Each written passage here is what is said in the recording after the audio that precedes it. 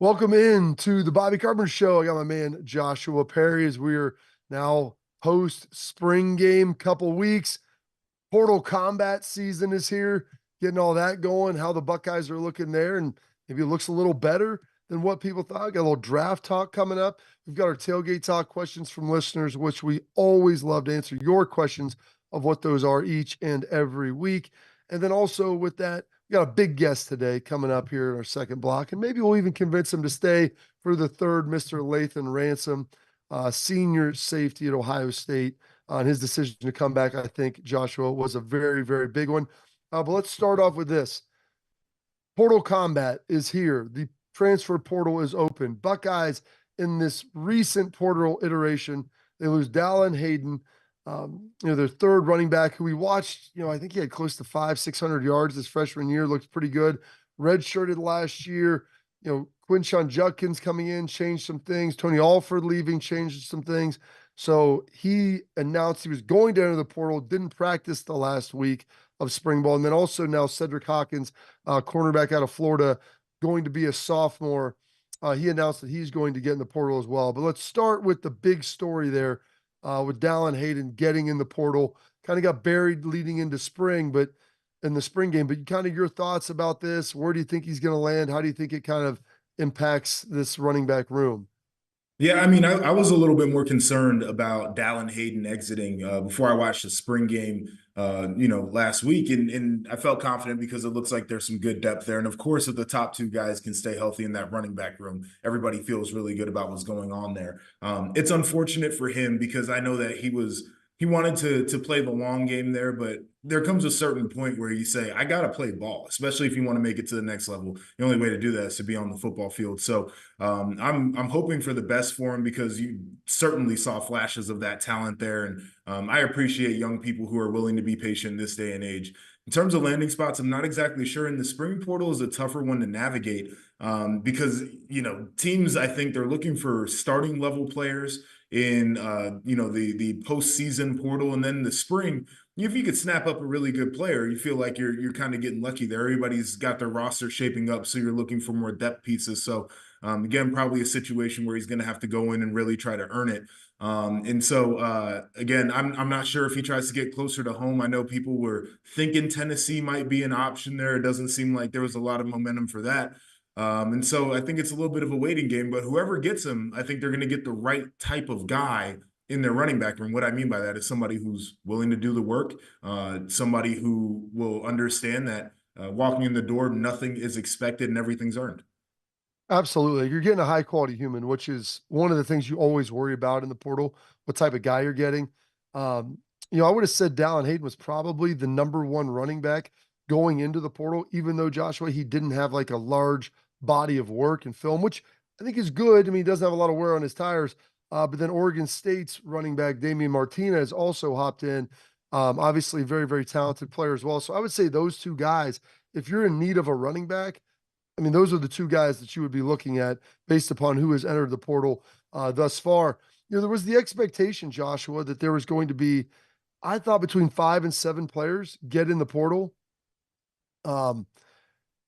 There's only been 2 thus far in Yeah. this post-spring window, which is a little surprising. Talk about Cedric Hawkins here in a minute, because you see guys starting to get pinched a little bit and guys start to see writing on the wall. And you look at this team, especially on the defensive side, Yes. and it's no different than a little bit what happened to Down, where you have a lot of really good corners. You start talking about, Denzel Burke, Davidson Igbenuson, who came in, who's been a straight dog, Jermaine Matthews. You've got Jordan Hancock playing inside, but if something happened and he needed to go outside, like, he can be an outside corner too, and you can always slide Lorenzo Styles in. So you have a lot of depth there. And then, not to mention, I was writing down some of the young guys and like how they looked, and you saw, Calvin Simpson Hunt, who's in the same class as Cedric Hawkins, play really well in the spring game. And then they really like the 2 young guys they got, Aaron Scott, who's out of the Dayton area, and then Bryce West out of Arizona, 2 true freshmen that are here. And so I think Cedric Hawkins, you look around, Joshua, and it's like my pathway to play, tough this year, and it's probably not getting any easier in the next couple seasons. That was the room that I was looking at was the DB room, right? And they got a ton of really good players there. And you're selling patience to those guys. I think you're selling development too, right? Like, hey, if you Yeah. play here and you have a couple good seasons, you got an opportunity to be a first round pick. And I think that really matters to some of the players that are being developed within that room. I agree with you in terms of the defense was probably where I was looking to see some transfers. And you mentioned 5 to 7. I wouldn't have been shocked if there would have been upwards of 10 guys that got in that portal. But I think this speaks to two things. And, Ryan Day's taken some shots over the last year, and I think some of them have certainly been warranted. I think others, I think just crazy things that have been said. But one of the things is talking about culture and lost the locker room and do these guys respect him? And I think the answer clearly has been yes. You got a lot of guys to come back, and NIL is a component in that. But what we've seen so far with guys not being so eager to throw their hat into the portal, I think it talks about what they believe this team could be and their belief in their head coach. The second part about this, and I think this is you have to leverage this. It's going to become a bigger thing. If you are a championship team, you're thinking 17 games this season. You need depth, right? Like everybody, we can talk about starting lineup, all 22 guys that are going to be out there. You need depth in this day and age. And I think if you're Ryan Day and if you're Jim Knowles and if you're Chip Kelly, you're probably walking into your meeting rooms and you're saying, I know you're not a starter. You will play because we need you to play. We need guys to be healthy to make it through the stretch run. And I think some people are hearing that and saying, I know I'm good enough to be on that football field. I'm going to earn my reps through training camp, and I know they're going to rotate guys. Well, because you look around before in a 12-game schedule, like, can I get 400 to 500 reps? And if you're doing that, like, okay, I need to play 40 or 50 reps a game. Well, all of a sudden now you start looking and expand that, Joshua, to 16, 17 games. Like getting 400 to 500 reps of quality film against good teams is a lot easier. And I will say this, like you said, championship caliber teams, people want to be part of winners. That's critical. The second piece, like you mentioned, it's a lot of games. There's going to be chances to get a lot of reps against high quality opponents, which everyone looks to the NFL. Like they want to see you play against the Bamas, the Georgias, LSU, Texas, Michigan. Like they don't really necessarily care about what's happening, in maybe a non-conference game against a group of 5 school. But there's 2 other big elements I think are critical in this when you see teams that just have guys diving in the portal all the time. Number 1 for me is it starts at the beginning. You're recruiting the right type of guy. Mm-hmm. And it's someone who's not just looking at this and looking at that. Where else is here? I want an easy road. The guys know, hey, you've got to come, you've got to improve. And the second piece of that, and it goes into the first piece, is you've been honest with them. From day one when you recruit them, you tell them where they're at, you tell them they're planning to get on the field, you tell them what they need to get better at when they're not on the field, and you have that open dialogue and communication. When you do those things, all that together, those probably 4 elements, you're going to be able to have a team that's pretty sustainable, and you always have some departures. And like Dallin and Cedric, I don't blame those guys. Like they saw a better pathway other places, and it's the reality of what, college football has become, and they want to be on the field. But you're not going to see guys who probably shouldn't be in there entering the portal needlessly. So that is great to see. Very excited. So make sure, we're going to continue to talk about this and some other things that are coming, a little draft talk and everything else. But up next, we got our guy, Mr. Lathan Ransom, a big culture component of this team, starting free safety for a number of years. He's had an unbelievable journey. We'll sit down and talk with him next here on the Bobby Carpenter Show.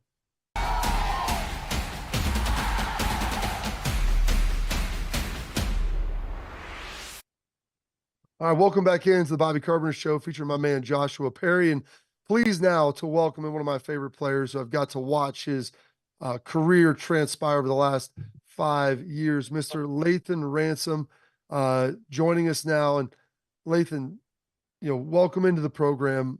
Happy to have you here. First of all, how are we feeling coming off, the Liz Frank, the foot injury that so abruptly ended your season last year? Yeah, I'm feeling good now, man. I mean, it was definitely a tough way to end my season, but like you see me in the training room, just been living in the training room, man. Stu's my best friend in there, the trainer Stu, and just taking spring, and now we have a 3-week break right now. I'm gonna stay here and just continue my rehab. I'm feeling good, man. I'm feeling good. So just trying to do all I can to be back and be 100%. Yeah, I want to dive into that relationship a little bit with you and Stu. And everybody talks about him. Got a chance to see him. He came in as a student trainer. He's alum here. He's with the Patriots. He's been everywhere. What makes him so good at his job? Because every player that's had some major stuff, or even guys that have had minor things, like they always talk about how great he is. I think Stu does such a great job of being someone you can go and talk to, and I think for different players when they're going through some tough situations, whether it's on the field, back at home. I mean, when you're in that treatment room one-on-one with Stu, he's a person you can vent to and kind of bounce ideas off of. So that's someone I've always been able to, being from Arizona, to talk to and to kind of learn from.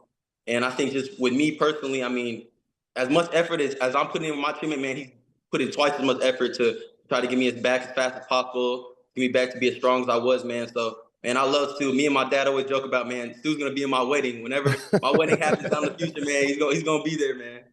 And Stu is definitely the man. Spent some days in the training room with him as well, and he used to get me right here. But came back for the 5th year, and I want to get into that decision a little bit. But before I do, just your perspective now as a player who's been around that, been around the Woody for a while. How different is it now being the true veteran guy in that building?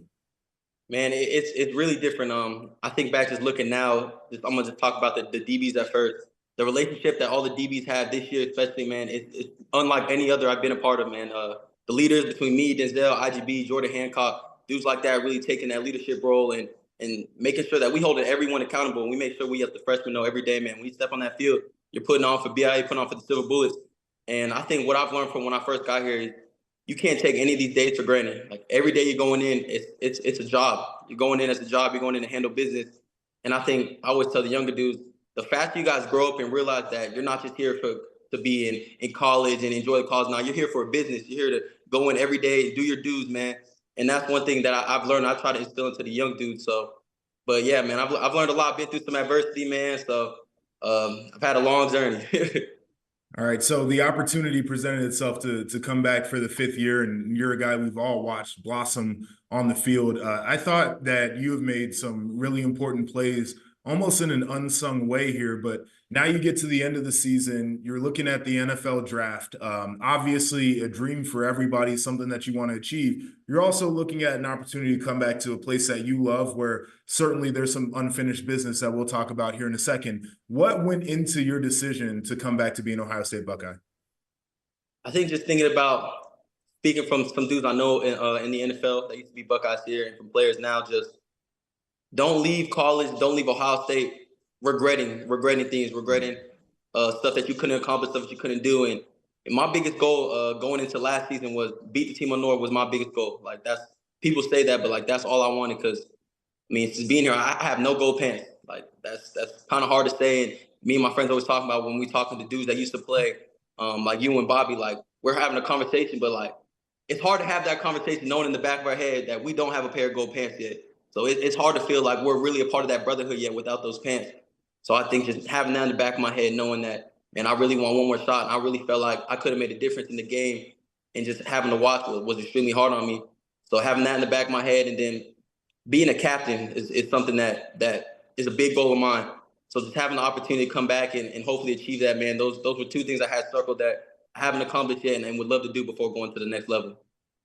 How tough was it watching the game this year? Like, I mean, getting a chance to obviously play a lot. You've had some injuries throughout your career, but obviously happened there, and then watching what happened as a spectator and not being on the field. What were the emotions going through you at that point? It's hard to explain, man. I mean, it's not too often you get to sit back and almost be a fan, but that's kind of what I was, and just having to see the ups and downs of emotion, watch what my teammates had to go through, watch mistakes that were made, watch plays that could have been made. It was hard. It was extremely hard, but I think it just was that much more motivation to come back and make a difference, and to come back and win it this year. Now, I wanted to ask you about how you see your role on the football field, and watching you, I feel like, I appreciate kind of the role that you play. I see a little bit of myself in it, where, you're a guy out there who's a field general. You're typically in the right spot where you need to be. But once again, it might not be like all of the headlines. I played with some really good players, and they deserved some of the headlines that they get. But when you go out on that football field, and you mentioned being a captain here as one of your goals, like what do you see from yourself in terms of your leadership and how you command the defense?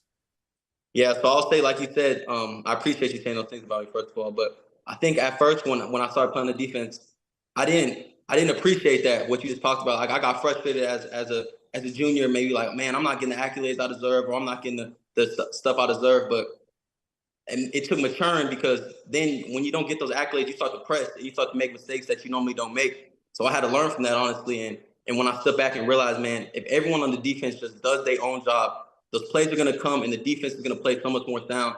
So I think as a leader, that's what I can kind of show and show from my own experiences, man. Everyone just needs to do their own job and handle their own responsibilities. And once they can do that, man, we'll be the best defense in America.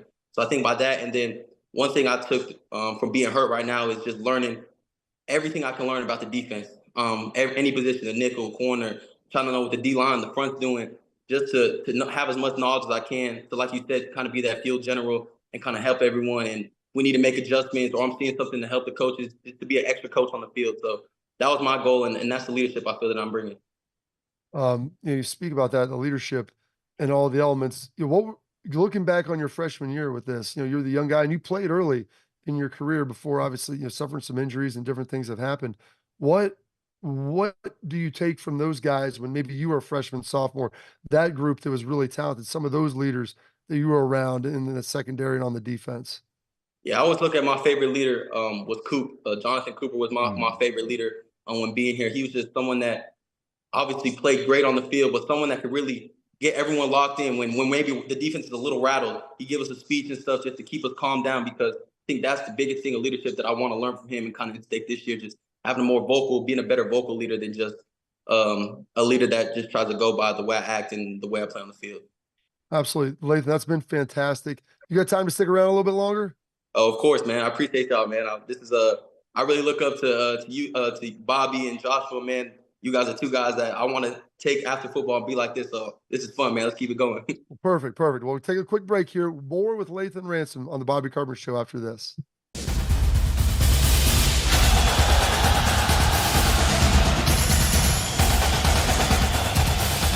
All right, welcome back into the program here. We still got our guy Lathan Ransom, one of my favorites.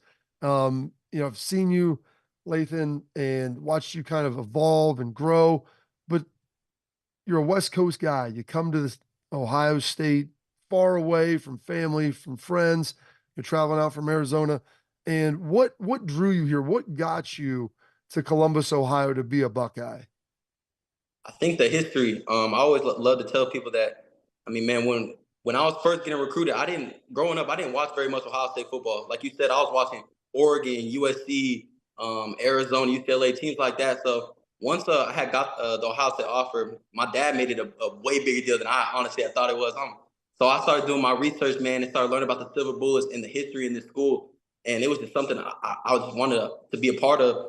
And then just seeing the defenses that have played before me with Chase Young, Jeff Okuda, and just seeing them on the biggest stage balling out. I mean, it's hard to be a recruit and not want to be a part of that. So obviously it's easy to say, oh, I want to be a part of the brotherhood. But when you get here and you really learn the brotherhood after committing here, man, it's something that is unlike any other place I've been to or talked about. Well, you just mentioned watching some of the West Coast college football back when you were growing up, the USC, UCLA, you got Oregon, Washington, now coming into the Big Ten. And I know that's been a big talking point for us in the media, but how are you in the locker room looking at the opportunity to play some of these big brands out of the West Coast? Oh man, I'm excited. I'm really excited. Some of the schools that obviously recruited me, and I'm really excited to see how these Pac-12 teams transition into the Big Ten, because it's a different type of football, man. I always joke around like it's different when it's October, it's freezing cold, and Penn State's running the ball every play of the game. So I'm really excited to see how those teams do, man. And then like different offenses that the Pac-12 is bringing, a lot of air raid and a lot of more opportunities for the DB. So I can't wait to be a part of it. It'll be fun. I know everybody's excited. Some big games, big broadcasts. Um, you guys had some big players that have been added to the team, and one in your room particular. And there's been some movement there. It was last year. It was you. It was Josh Proctor, Sonny Styles. You guys moving around, kind of doing some things. You get hurt. Malik started playing a little more. Hartford, and then all of a sudden, Sonny moves to linebacker. Caleb Downs, who I don't know how much you knew about him prior, comes in from Bama. what has it been like with that shift with Sonny moving down to the linebacker room and then, Caleb coming in to play alongside? I think first of all, Sonny's done a great job of a transition to linebacker. He's just embraced that role, and I feel like you can either react two ways. You can be feel sorry for yourself, or you can embrace the role. And man, he's embraced him and making a lot of plays. And Caleb, he comes in, man. I've loved being able to work with him and learn from him.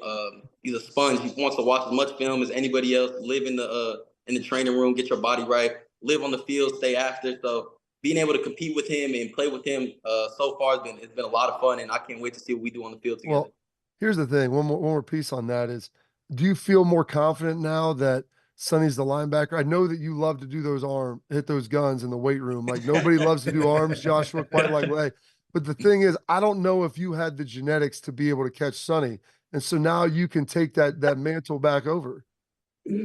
First of all, I love to do arms so much is because I was a skinny guy growing up. So always seeing skinny in the mirror. Once you get a little muscle, you don't want to get back to being skinny. So that's why I lift so much. But I think first of all, Sonny, I feel like he's grown also. When I be out there and I stood next to him the other day, I looked at him, I said, I swear you might have grown like 2 inches since we played safety. So I don't know, but moving the linebacker gave him a growth spurt or something. But nah, he looked great out there, man. And he's flying around making a lot of plays. So I'm excited to see what he does. Man, Bobby knew me when I was 17 years old, and I was a skinny guy too. So I used to be in there doing TV guns like crazy. And I agree with you. Once you see a little bit of muscle there, you do not want to stop. I wanted to ask about one of the major changes we've seen over the last few years in college football, and that's name, image, and likeness. And Bobby and I probably sit here and lament sometimes that we didn't have opportunities. But, outside of just making money, which I think people look at, it's been really unique in terms of brand building for guys like yourself, in terms of networking for guys like yourself. So what have been some of the positives that you've seen in your life with name, image, and likeness in the fold? Yeah, first of all, the big positive was, like you said, being from the West Coast. My first 3 years, my parents couldn't come to 1 to 2 games a year. They couldn't come to any game. So that was tough being able to, like, I remember the first play I made against Penn State, I had 1 tackle. I'm running to my phone to FaceTime my parents talking about, yo, did you guys see it on TV? So just for them to be here and kind of experience some of those moments in person, man, it's been something I'm blessed to be a part of. But then, like you said, the name, image, and likeness, being able to meet people and brand with people that I would have never had the opportunity before NIL. So being able to create my brand, expand my brand, has been something I'm blessed to be a part of. You talked a little bit about coming back and everything in this brotherhood and everything that, it's been unique and the connectivity here. And, another guy that I kind of put in a similar situation to you, Cody Simon, who has been through his ups and downs in his career. Last year ended up playing a ton. Tommy goes down, Steele goes down, really smart player, heady guy, gets it, understands it.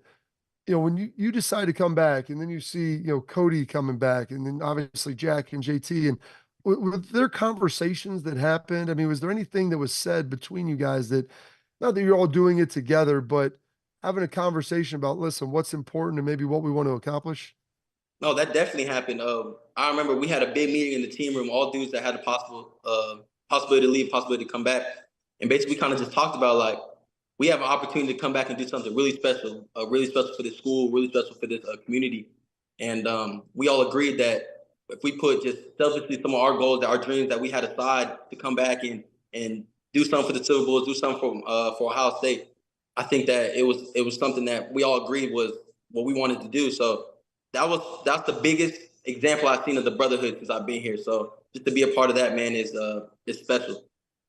Lathan, one more here for me. And you mentioned the special things that you want to do. And I think everybody's fully aware of what this team is capable of if they're playing at their top level here. But if you had to pick one key for this team to achieve their ultimate goal, what would you say that is? I would say that for no one to go out there and try to do too much, like we kind of talked about earlier, everyone is go out there, do their job, man, and focus in on that. We have one goal. We put all the distractions aside for how many months? 5 months. If we can all just lock in and put a distraction aside, put maybe our goals after aside, and just focus on our one goal, winning each game, winning each play, man, I think we'll be very hard to beat. A couple for me here quickly. Matt Guerrieri comes back, coach safeties. You were here when he was here earlier, leaves, comes back. What is his return meant, and like his understanding of this defense that I've played in a lot of different schemes, and Josh was saying it's pretty unique of how it's played. Yeah, man. I think Matty G is one of the smartest coaches I've ever been around. When they brought him back, I was super excited. I was really close to Coach Eliano. So when they brought Coach E back, man, that was even more motivation for me to come back. And I think God works in mysterious ways. So me having a good relationship with him leaving, him coming back for our last year, man, I think it's something really special, and I think we're going to achieve a lot of things together. And then lastly, I'll ask you this kind of a big question. I know you're a younger guy and like trying to look at this, and now in the middle of, April, trying to see what it all could be at the end. But, when you look at the end of this season, you look at like fast forward all the way done, you never want to do this. How do you want this season to be remembered? What do you want to have outside of the wins and losses? But like, what do you want to take away from this? Yeah, so I think some advice that I got from Kay Stover and Tommy Eichenberg, who were 50-year guys, they said, man, it was the most fun they had since playing here. So for me, I think just to go in and have the most fun I can possibly have playing these games, and just leave a legacy. Leave a legacy being a dude from Tucson, Arizona, coming to Ohio State to play with the Buckeyes, man, be a part of Silver Bulls. I just want to be a player that was remembered as one of the toughest players out there, hard-hitting safety, man, that was a leader. That's my biggest goals for this upcoming season. That's tremendous, man. I always said, part of the legacy is Ohio State, not only what you did, but what your room is when you leave, and were you able to kind of pass some of that on? And it's you guys have a great room there, and hopefully it continues to grow. You have great players in it. Lathan, thank you so much for spending some time with Joshua and I. We really appreciate it. No, I appreciate you guys having me, man. Thank you. Thank you so much. Coming up next, we got our tailgate talk where we answer your questions, brought to you by Tipico Sportsbook.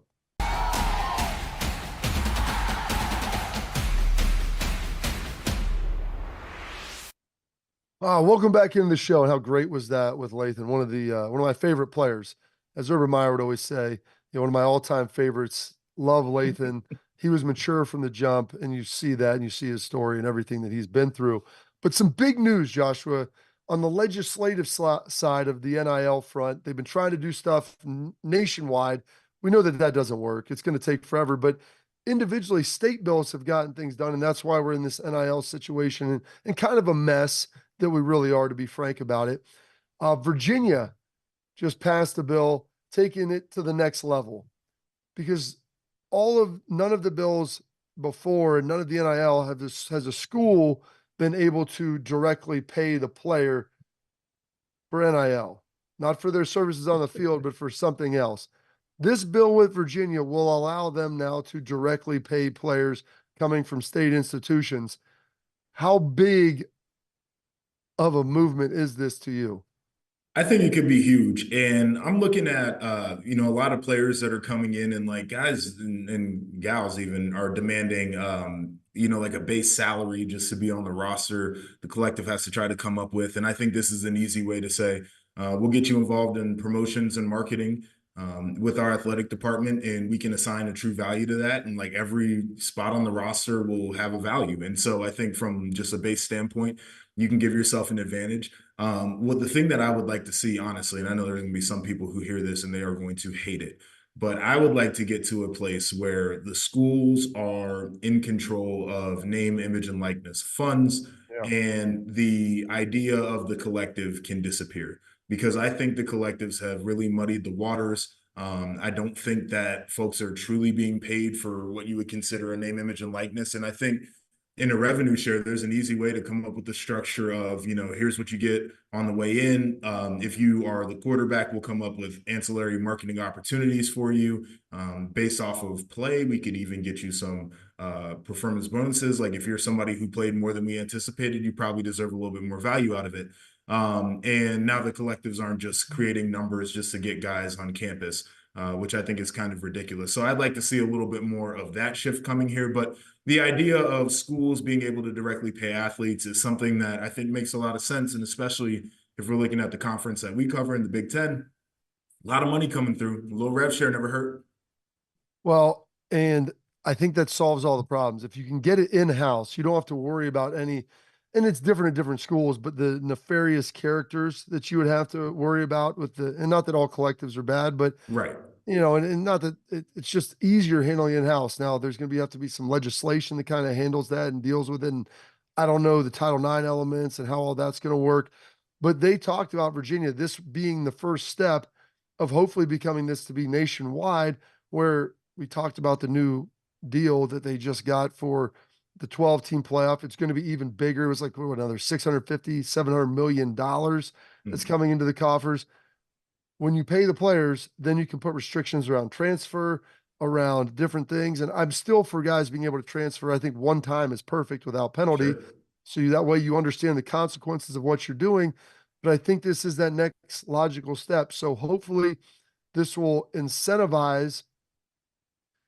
I don't know who the governing body is or what this looks like. And I don't know if you need a true union, Joshua, as opposed to like some sort of organization that represents the with players. that. Like, I mean, there's ways to be able to get this done to where both sides agree to, hey, you get X number of dollars from this, and then we also can get you marketing dollars and whatever on top of it. And then committing to that, then when you commit to a school, you can transfer from there one time. And if you graduate, then you can transfer one more time, because I like that rule as well if you go through the whole process. But as opposed to being like, hey, I came here, I didn't like it, I transferred out after spring. Oh, by the way, then I didn't like it again. I'm going to transfer back to my original school.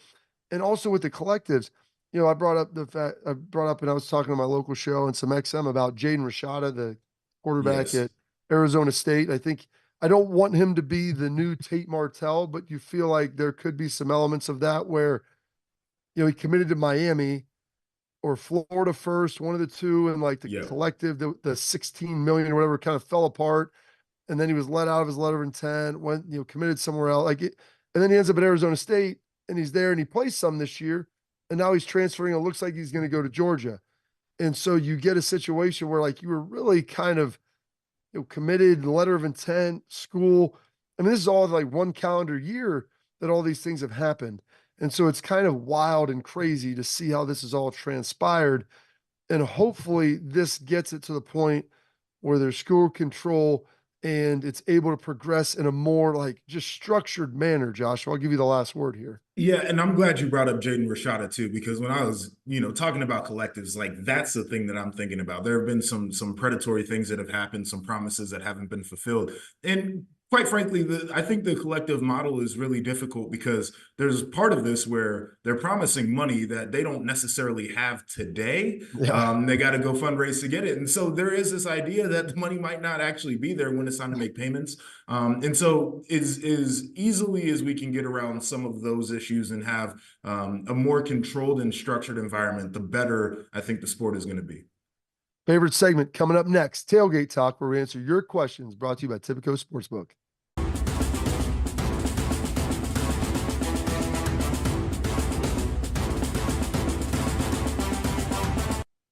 All right, we've got some Tailgate Talk here, brought to you by Tipico Sportsbook. They're going to change the way you bet with their new Tipico Rewards program. The more you bet, the more you earn, the more you win.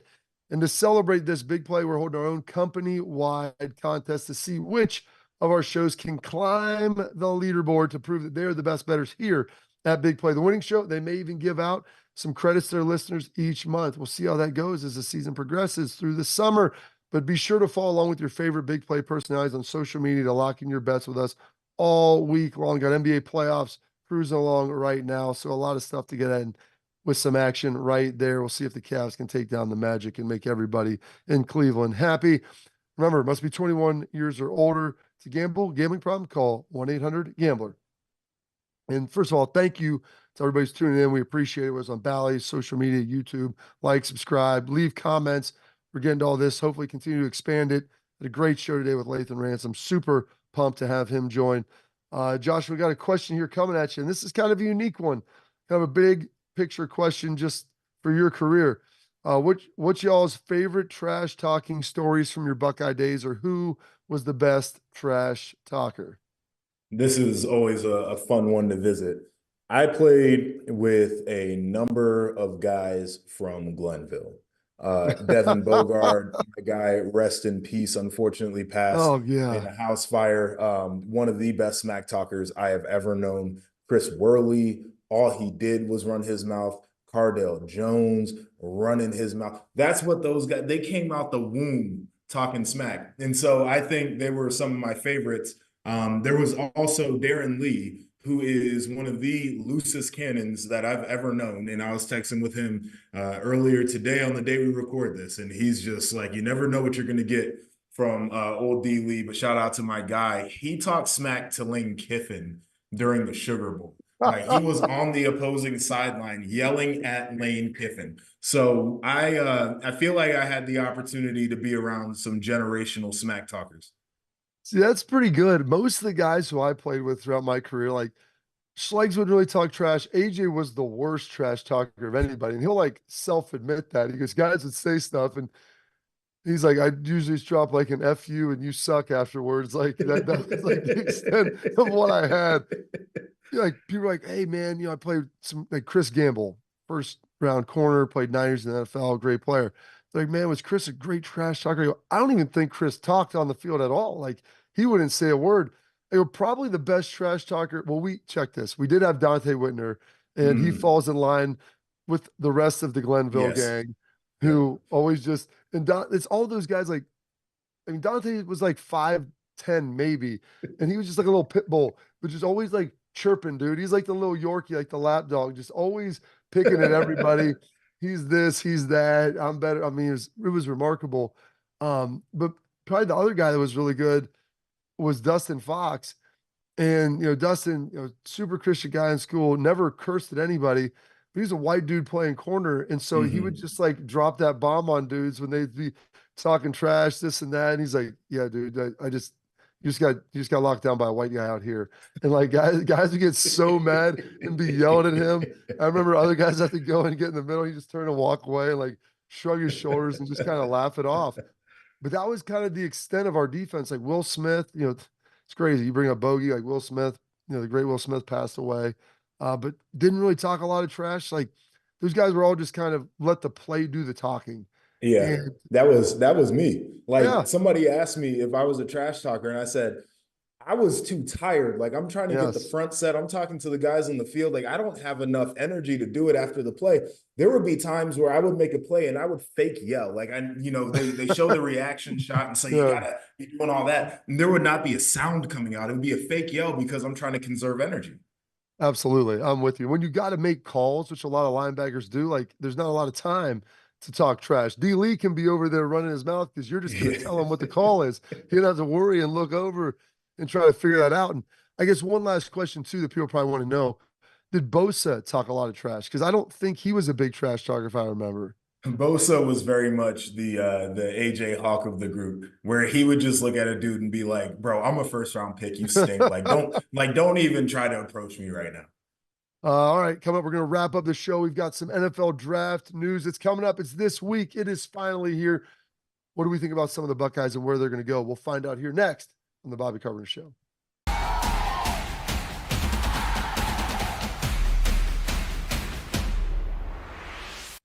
All right, final segment of the program here. Draft, it's here. It's right here. Thursday night, Friday night, Saturday, up in Detroit, Michigan. Joshua, they keep talking. These quarterbacks keep climbing and climbing the board, which is what always happens. I still think Marvin Harrison Jr. is going to be the first position player off the board, though, who's not a quarterback. I agree with that wholeheartedly. And it's funny, like you see all the mock drafts and the trade scenarios. It's looking like Marv's going to fit in either at 4 or at 5. And whoever gets him is going to get a guy right away. I think his skill set translates. So I'm super excited to see him. The quarterback thing is always so funny to me. And you mentioned it, like, when you need a quarterback, you end up overdrafting a guy, but the expectations that you set end up being a little bit incongruent to what maybe the skill set is coming in the door. So I'll be curious to see exactly how the draft board falls, but Marv, boy's getting ready to get paid and he's about to set the league on fire. Oh, he's good. And then I think next, probably Mike Hall. He tested really well. He's got some great numbers, had some injury issues. I think he's a guy that's probably not going to get out at the end of that second round because people love pass rush. He's a second round pick for me, no doubt. And I think that's what everybody's seeing there. And you look at the top defensive tackles right now, they're all guys that are 300 pounds and under because people are looking at the pass rush ability. I think it's a new premium position here. Obviously, we talked about quarterbacks and you got your wide receivers. Those are guys you see go high. But outside of that, you're looking at edge rushers, you're looking at cornerbacks. And I think that third premium position on defense is the guy who can get you the rush from the interior. Absolutely. And then one guy who I think, through 3 position changes at Ohio State made himself a lot of money in a nice NFL career. I think Cade Stover is going to probably be like that 4th or 5th tight end off the board. And probably if you want like a true inline wide tight end that can give you some passing, and then if you need him to play special teams, you need him to play some defensive stuff for depth, just of everything he's done. I think Cade Stover probably goes in the 3rd round. I think there's a lot of value on Cade Stover. I think he's underestimated in a lot of ways. You mentioned it, right? Like he can do your traditional tight end stuff. Listen, I'd split him out. I mean, the way he ran and some of the catches that we saw on tape there, like, and it was big moments where you needed to move the chains. Like it feels like a guy who's going to end up playing a really long time in the NFL because he's super consistent. He's got a really good skill set. And to your point, he'll do anything the team needs to do to be successful. The linebackers, Tommy and Steele, you feel probably somewhere 3 to 5, maybe 4 to 5, depending on how that breaks out. Off the ball guys, it's kind of a devalued position now. Yep. But both those guys, veteran players, really good dudes, play special teams. They know what they're about, smart guys. I think 4 to 5 there. The intriguing guy for me is going to be 2 of them, Mayan Williams and Xavier Johnson, because Mayan obviously has been productive but been hurt. And then Xavier, walk on, who becomes a scholarship player, plays special teams. He can do a lot of stuff. I think he'll be a steal for someone probably in like round 5 or 6. Yeah, I mean, the other one I'm looking at too is Josh Proctor, and he's got the injury concern there as well. Physical throwback type of guy. He's got good range. He can run. I think there's value on him as well, and you're probably looking at round 4 or 5 for that. Well, that is it for this edition of the Bobby Carpenter Show. Stay tuned next week. We'll break down the draft, a lot of new stuff. Thank you, Joshua, and thanks for tuning in.